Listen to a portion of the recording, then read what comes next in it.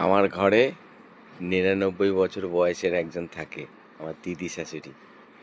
তার মজাটা দেখো, ছেলে ফোন করে না, ছেলে দেখে না, ছেলেরা কেউ আসে না, মেয়েরাও আসে না। আমার শ্বশুরমশাই শাশুড়ি কীরকম ব্যাকডেটে ফলস ফোন করে তাকে কীরকমভাবে কথা বলাচ্ছি মনে শান্তি দেওয়ার জন্য। দেখতে থাকুন কীরকম, সেটা আমি রেকর্ডিং করবো, ঠিক আছে? হ্যালো, হ্যাঁ হ্যাঁ হ্যাঁ হ্যাঁ, এই তো লাইনে আছে, লাইনে আছে। হ্যাঁ হ্যাঁ হ্যাঁ, এনা কথা বলো। হ্যালো ধরো ফোন ধরো। হ্যালো হ্যাঁ হ্যাঁ কেমন আছো? তুমি কেমন আছো? আছি কেন ভালো, ওই বেশিও খারাপ না বেশিও ভালো না। হ্যাঁ শরীর ঠিক আছে? হ্যাঁ, আর তোমরা কেমন আছো?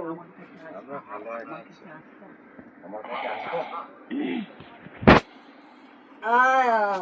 সঞ্জয় কেমন আছে? জন্যই তো আমি কথা বলছি। ও ওমা, জন্য বলতেছি। ও, আরে বাবা আমি কানে একটু কম শুনি। তুই ভালো আছিস তো? হ্যাঁ, ভালো আছি। তুমি কেমন আছো? আমি আছি কোনো রকম আর কি। আরে গজলা কোথায়? ওরা তোমার দেখে যত্ন না, হ্যাঁ বস্তু কিছু এনে দেয়, হ্যাঁ ভালোবাসে। হ্যাঁ শরীর ভালো আছে? হ্যাঁ, আমরা সবাই ভালো আছে। তোমার এই ছেলের লগে কথা কইলে এবার তোমার মন শান্তি তো? হ্যাঁ আয়, হ্যাঁ মায়ের মনে সবই শান্তি হয় না বাবা, মায়ের মন তো বল। না, তুমি খালি চিন্তা করো, ওরে খালি ফোন করে না, তাই তোমার ফোন করলাম। হ্যাঁ তা বলবো না, ফোন লাগালে বলবো না। আচ্ছা ঠিক আছে, তাহলে আমি রাখি মা। হ্যাঁ রাখি, হ্যাঁ তুমি ভালো থাকো।